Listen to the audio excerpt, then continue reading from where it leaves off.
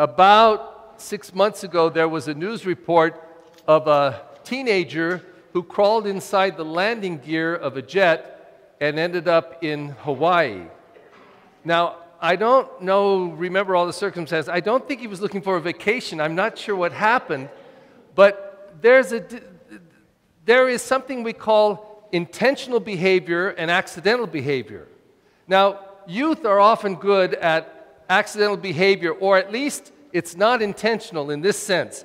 They do something without thinking through all the consequences, and they get themselves in a big mess, like ending up almost dying in the landing gear and then arriving in Hawaii. I read in the paper this morning, it was stunning, that on the 55 freeway, I forget, a woman hit a mattress on the road and was killed. Now, how to get there? I assume it fell off the top of a roof that it was tied to, or popped out of a truck, a pickup truck. And I doubt that anyone intended to leave it there. It was probably accidental. The people may not even know it happened. But the fact is that someone's dead because of it. A lot of behavior isn't planned, it's not intentional, but it has serious consequences. Now today, we have some very intentional scriptures, very intentional. It's all around the issue of leprosy. To my knowledge, leprosy didn't kill you, but your flesh and body rotted away. It was a dreadful disease, but one of the worst factors about it wasn't just the physical stuff going on, but once you were decreed a leper, that meant you would never be touched again, ever. Never be held, embraced, never be kissed. You would go to your death being completely physically cut off from everybody that you loved and that loved you. What a dreadful, dreadful way to go. Now, in this context, the community had some very clear intentions wrapped around leprosy. They had laws in Leviticus that said, if you were a leper, this is what you had to do. First of all, I find that I have some blotched skin, okay? So I go to the priest in the community. I say, uh-oh, look here. I have some blotched skin, some pustules. And he says, oh my God, you are a leper. Once I was decreed a leper, that meant I was to be completely cut off from the community. But more than that, the law said I had to do this. I'm walking down a deserted road, and 5 of you, a little family comes along, and I know you. And this is what I have to start doing. Unclean! I'm unclean! Stay away! I am unclean. Wow, what happy news. And then you'd run, and I'd be once again left all alone. Now, that was what the law said. It was all for the good of the community, and even the leper understood he had to do it. Why would I wish my disease to be given to someone else? So, the law was very intentional. You must protect society. We have that with Ebola and measles. We're seeing the same thing. How we have to do things to protect society intentionally. So then we come to the gospel, and here we have a leper who has been cut off from his family and friends, has been untouched, unkissed, not even been able to congregate with those who love him. And he sees Jesus. He must have heard all the news about Jesus the healer. And this is the first chapter of Mark, the first chapter. It's about halfway through, or the 14th verse, where Jesus comes out and starts proclaiming the kingdom of God is at hand, and then the miracles start happening.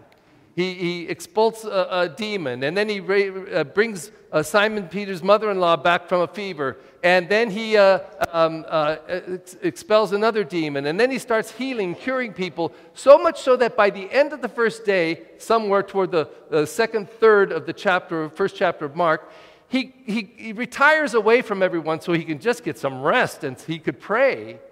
So the disciples go to bed and they wake up the next morning, where's Jesus? So they find him and say, where are you? Where are you? Everyone's looking for you. And then the second day, at the end of this chapter, this is what happens. He's somewhere, a crowd of people, and this leper sees him. and comes up near him, doesn't say how close, falls on his knees, obviously acknowledging him and giving homage to him. And then he says something extraordinary, because I don't think there's any other place in the scriptures that I'm aware of someone saying this to Jesus. They would say, have pity on me, please heal me. Or Jesus would say, what do you want? What do you want? And then they would tell him.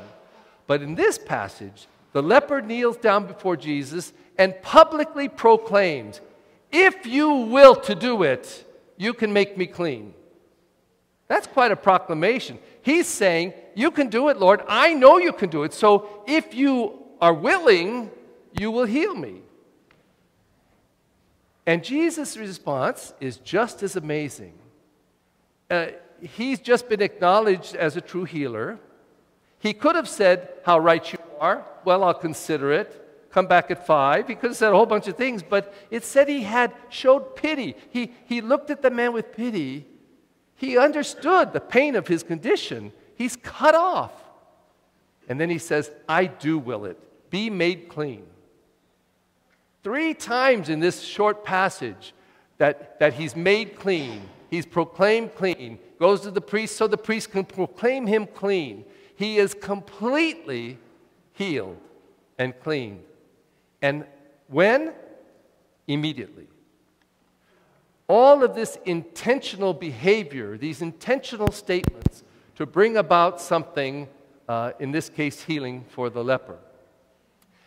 It's in this context, it's a powerful passage that we are asked today on this Pledge Sunday for Together in Mission to do something intentional. We donate to our churches. It's one of our responsibilities. I mean, the lights do not turn themselves on. It's only money that does it. The host that you eat at the Mass, the wine you drink, costs money. We get bills for it. So that's why we give to the church. Now, some people give intentionally. They use envelopes. They have their name and address and everything, and they circle an amount or put the same amount every week. That's my pledge. That's what I give. Some people are so intentional about it. You know when they give it? They give it on Monday for Sunday. On Monday, they pull their envelope. The first thing they do that at the beginning of the week is put their money in there. That's for my church. They set it on their shelf, and then on Sunday they pick that up and go. If we don't give intentionally, this is often what happens. Somebody says, oh, the collection. Okay, what do I have? So they pull out their wallet. $20, that's all I've got? I don't think so. They reach in their pocket. Oh, I've got a quarter. I'll make up for it later. So in goes the quarter. I mean, with $20, please, you know? So they put it away. So the church says, will you give intentionally? That's what the envelope system's about. There's a lot of other giving. We always give to the missions. That's one that I think we ought to give very generously, because these people are doing work that most of us would never do and wouldn't want to do. It's too demanding. But then there's things like international collections. We have one at the end of Lent. This year, Good Friday again, everybody throughout the whole world will give money to keep the shrines in good shape for people who wish to go to the Holy Land and visit the sacred places of Jesus. So we pay, the whole world gives to this international collection. I'm never really pushy about those. I mean, the whole world's giving. I think they're going to get a lot of money. Then there's national collections, which again, every church in the United States gives to the national collection.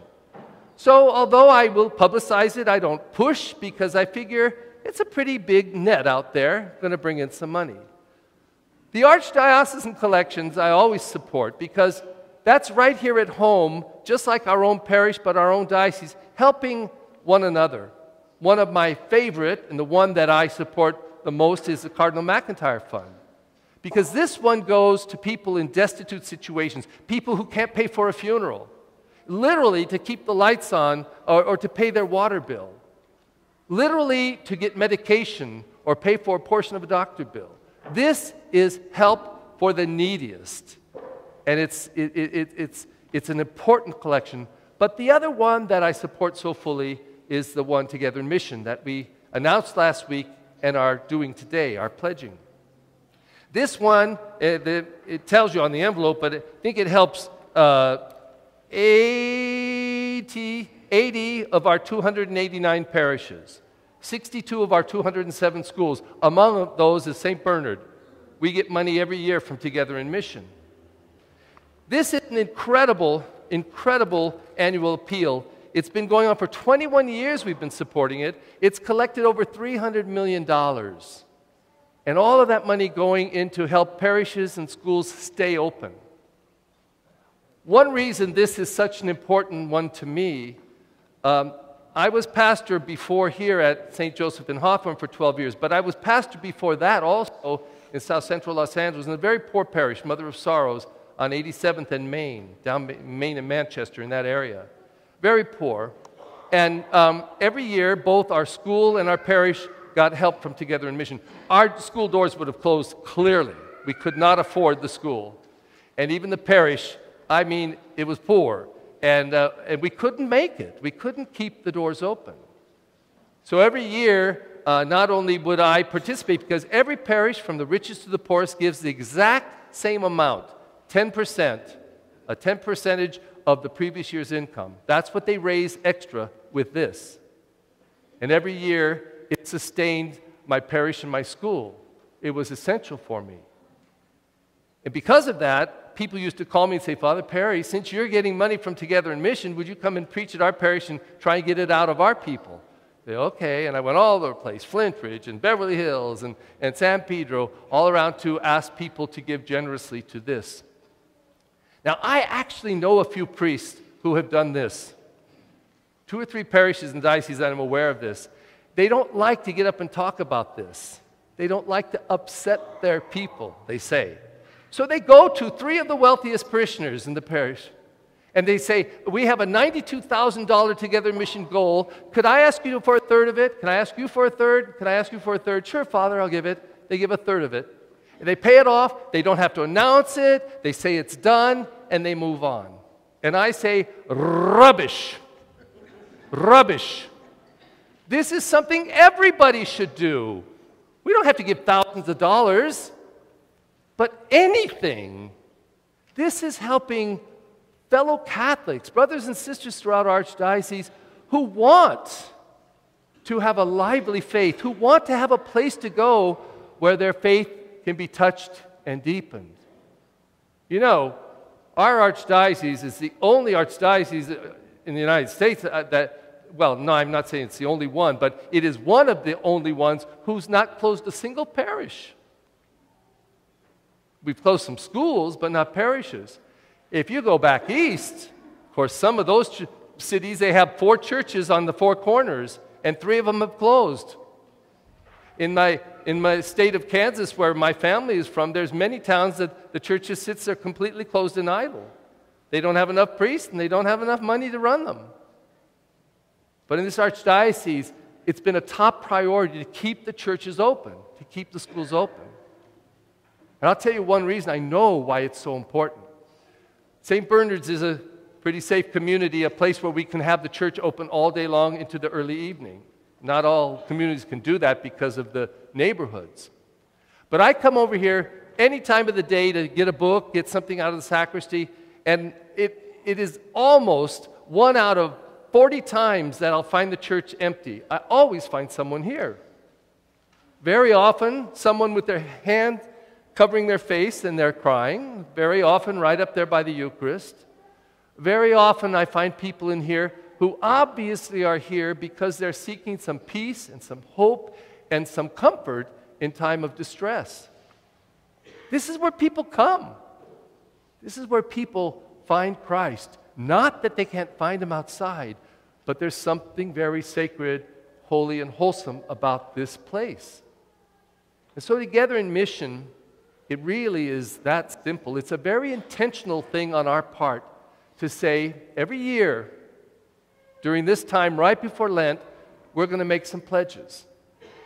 We all have goals. Our goal is, I think, $34,900 this year.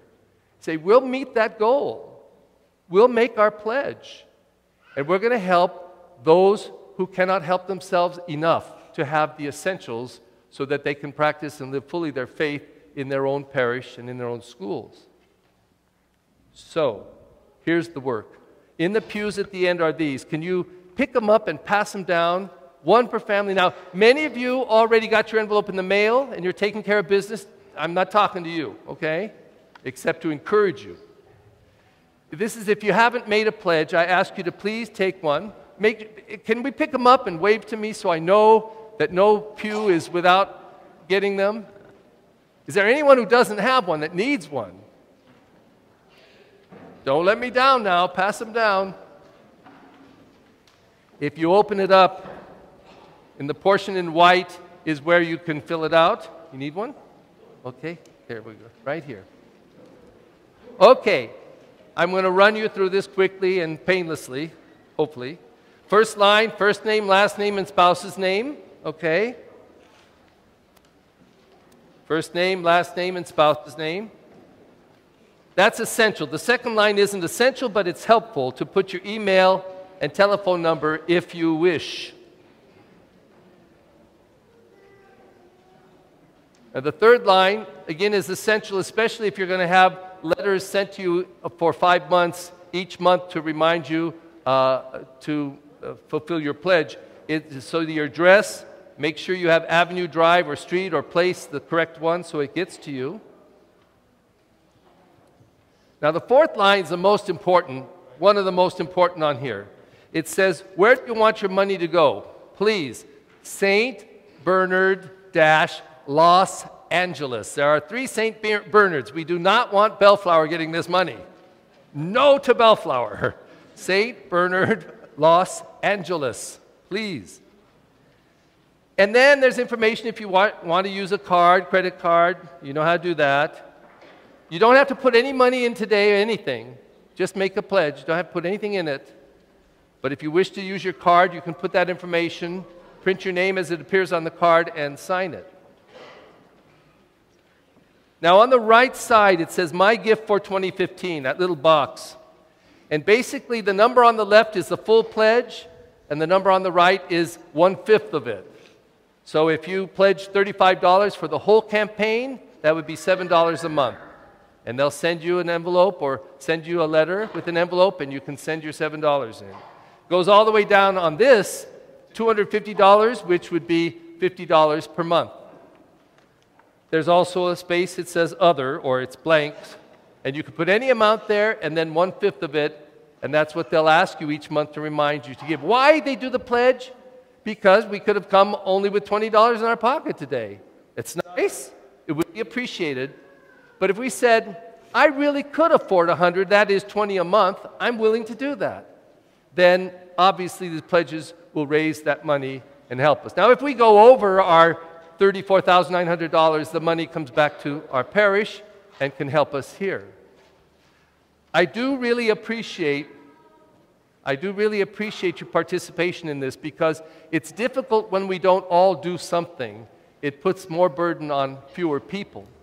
But also, my hope is that being intentional, deciding we want to do something for those who need a little help, that we can, in that experience, sense what Jesus sensed today when somebody came to him and was in great need. He felt pity. He felt a response. And then he said, I do will it. Be made clean. And he was made clean. We have the chance to do something intentional and to help fellow Catholics, brothers and sisters in all parts of this archdiocese who want to live their faith and want to have the opportunity, like you and I do, to have a school, a church ready for them, open for them.